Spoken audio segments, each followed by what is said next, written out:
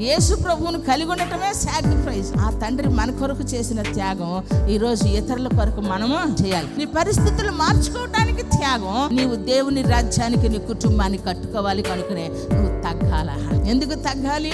ఎందుకు యథార్థంగా బ్రతకాలి? యథార్థవంతులు ఆయనకు ఇష్టలు. ఎందుకంటే దావీదుని గురించి దేవుడు ఎంత సాక్ష్యం ఇస్తాడో తెలుసా ప్రియులరా? కుమారుడైన దావీదును కనుగొంటిని, అతడు నా ఇష్టానుసారమైన మనుషుడు. దేవునికి ఇష్టానుసారమైన కుమారుడు దావీదట.